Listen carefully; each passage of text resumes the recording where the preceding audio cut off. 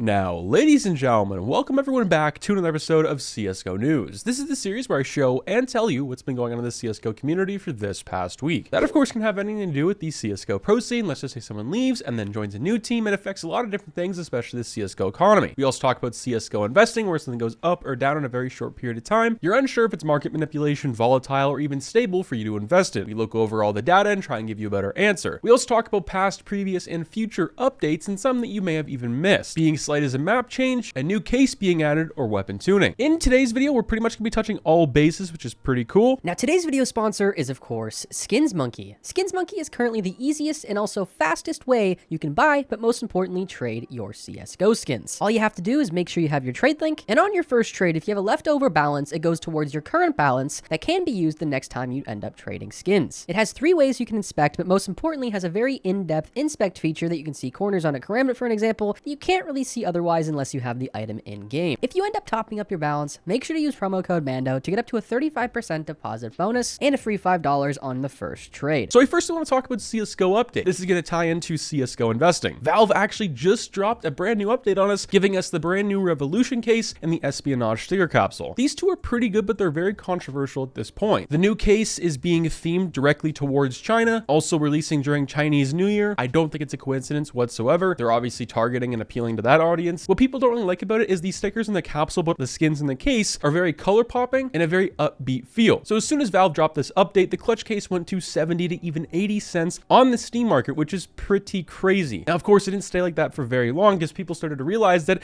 the clutch case gloves were in fact inside it, which over time, yes, this is definitely going to devalue those older gloves, also the clutch case in general. But as it goes for right now, I don't really see this thing going down too much from where it's at right now at 40 to 50 cents. Reasons being is, well, cases, it seems to be, are the hardest to get, and they're the most expensive in the primary drop pool we've ever seen. With the Dreams and Nightmares, Recoil, and even the Recoil case most likely going to be over 50, 60 cents for the next little while. It's just simple supply and demand. You have too many people wanting to open cases, and we have a very limited supply of them since they're all coming from drops, and you can only get them through prime drops, so the price is pretty fair there. Now, as it goes for selling some of your clutch cases, I don't think it's the worst opportunity in the world. With these things fluctuating, going from 40 to 60 cents really any day, if you bought it at a very low point, or even 20 to 25 cents, I would consider maybe selling some of it off, unless you really want to wait for the long term of things. And even then, there's a possibility in 3 or 4 years they could go down. That's mainly just because there's such a high supply of a lot of these skins in the case, not necessarily the golds. I personally sold off some of mine the past couple of days when it hit that 60 to 65 cent peak on the market because I wanted to buy some new skins, also some new ones to craft with for Stockholm 2021 from the Revolution case. Now, I quickly want to go over Antwerp 2022 because this thing has been seeing an insane rise, and it's a lot of the things people never thought they'd ever see, at least in the next year or so. So if you look at the Legend sticker capsule on the market, this is at an all-time low of 20,066 cents, but I don't necessarily think this is fully true. And well, what I mean by that is I think a lot of people have removed these and also put them into storage units. There's also a lot more on top of that people have from investments from the 75% off sale that we can't see. Now, which leads me to believe that is during this sale in August of 2022 or a little after that, we saw on the market, just a regular market update, a little over 500,000. And I don't believe in that amount of time people just unbox these things. There's new all-time highs for every single capsule, G2 stickers especially, mainly because they're obviously probably going to the grand final in Katowice 2023. Monacy golds, for an example, are going that $300 mark plus, which that specifically I would hold out on. There's going to be a whole video this week on Antwerp explaining these hypes and dips and why I think you buying into one of those, unless you really know what you're doing, is not the best idea. They go up and down quite a bit in a day because the quantity is so low, and there's still a very large supply of these capsules for those things having a chance to get unboxed. What's driving up the Legends capsule is mainly to do with unboxings. The Cloud9 glitter is absolutely crazy and priced at $1.66 when a long time ago these were so